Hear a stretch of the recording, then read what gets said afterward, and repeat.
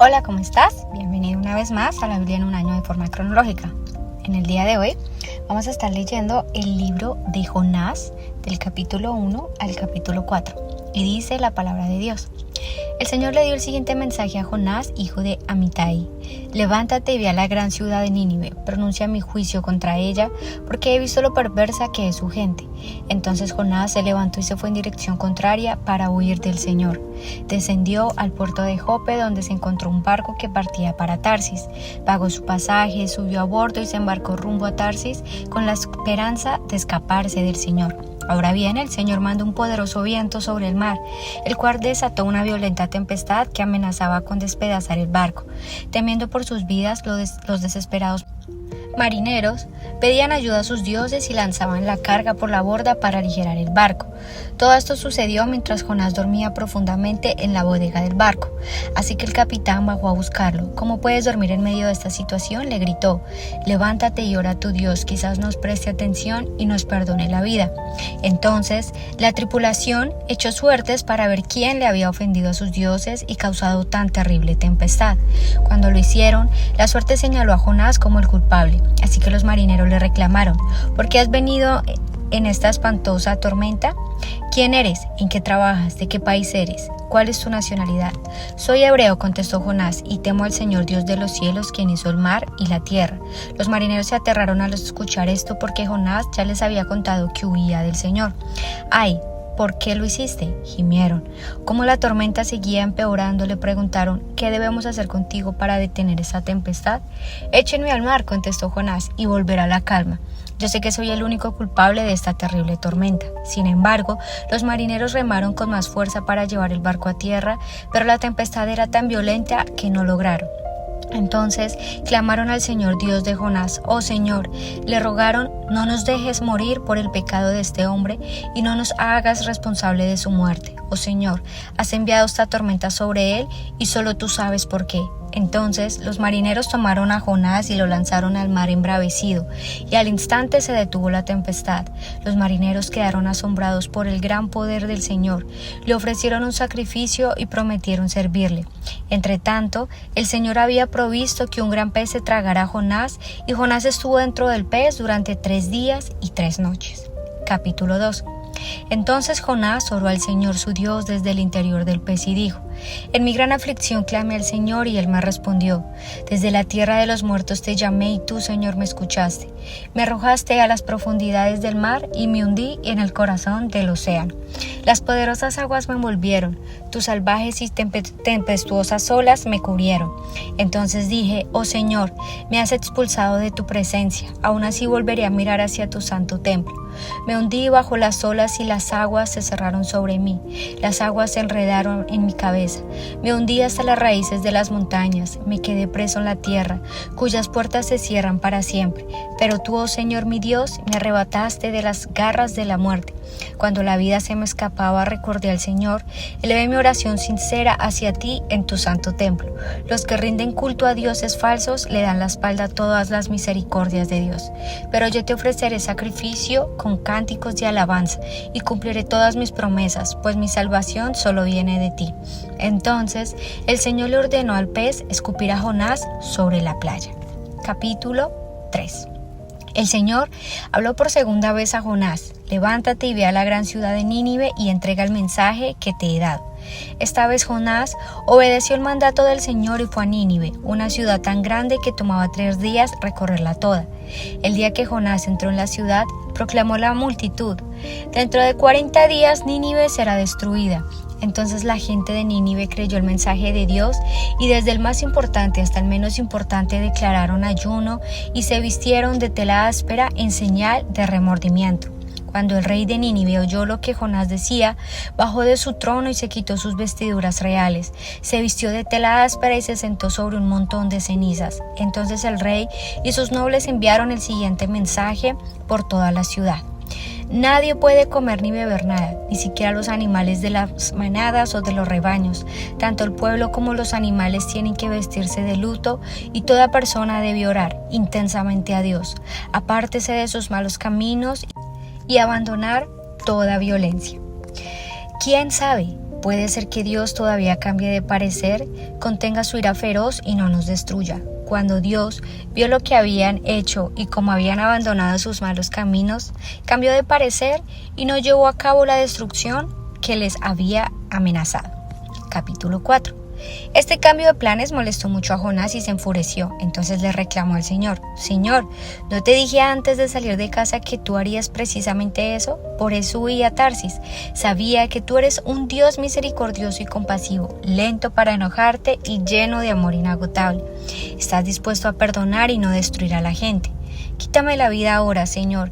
Prefiero estar muerto y no vivo, si lo que yo predije no sucedería. El Señor le respondió: ¿Te parece bien enojarte por esto? Además, Jonás se fue al oriente de la ciudad e hizo una enramada. Luego se sentó bajo la sombra de la enramada y mientras esperaba ver lo que acontecería a la ciudad, ahora bien el Señor proveyó de una planta frondosa, creciera allí y pronto extendió sus anchas hojas sobre la cabeza de Jonás y lo protegió del sol. Esto le trajo alivio y Jonás estuvo muy agradecido por la planta. Pero Dios también proveyó un gusano. Al amanecer del día siguiente el gusano se comió toda la talla de la planta, de modo que se marchitó. Así que cuando el sol se intensificó, Dios proveyó un viento abrasador del oriente para que soplara sobre Jonás. El sol pegó sobre su cabeza hasta que se sintió tan débil que deseaba morirse y exclamó: «Es mejor morir que vivir». Entonces Dios dijo a Jonás: «¿Te parece bien enojarte porque la planta murió?» «Sí», replicó Jonás, «estoy tan enojado que quisiera morirme». Entonces el Señor le respondió: «Sientes lástima por una planta, aunque tú no hiciste nada para que creciera.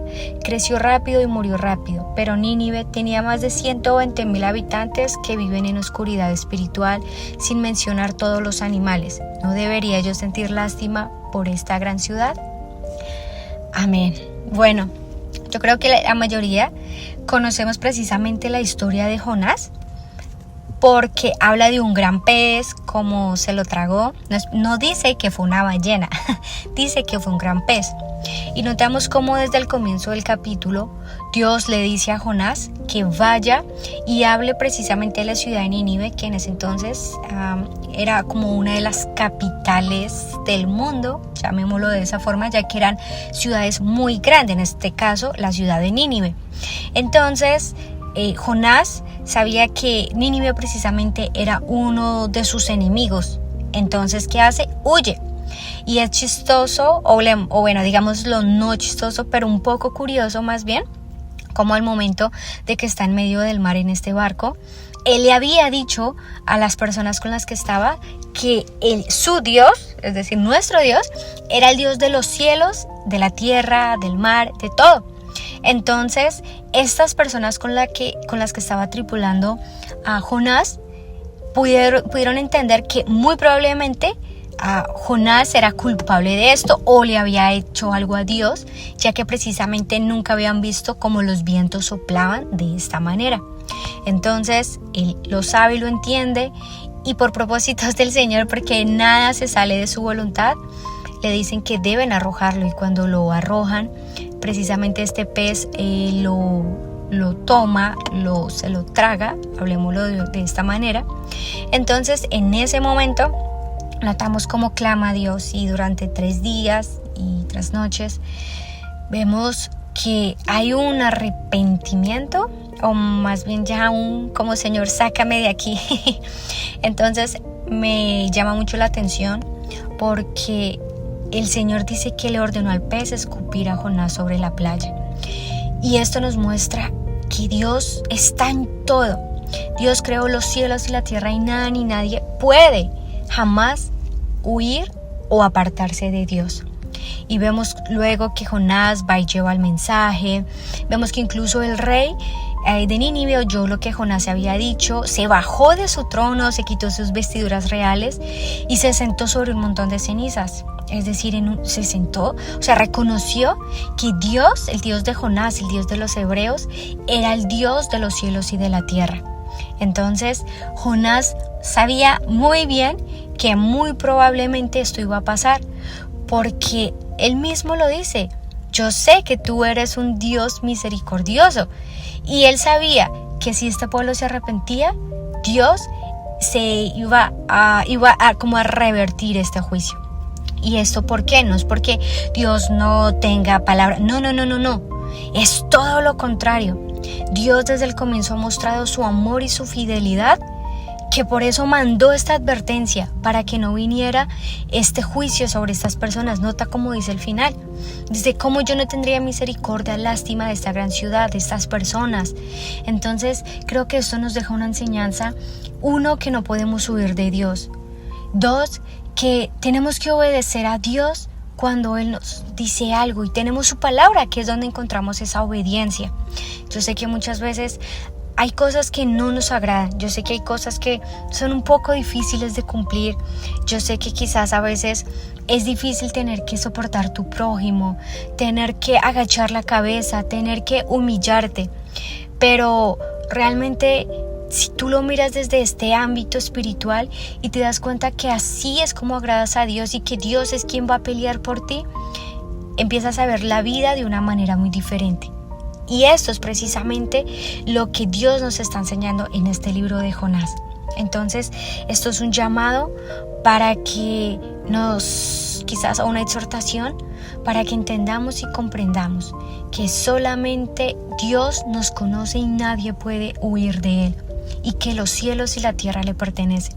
Así es que qué mejor que obedecerle y hacer su voluntad para agradarle a aquel que nos creó, y entender que jamás vamos a poder huir de sus planes, pero está en nosotros el obedecerle o no. Así es que vamos a orar. Señor, te doy gracias por tu amor y tu favor inagotable.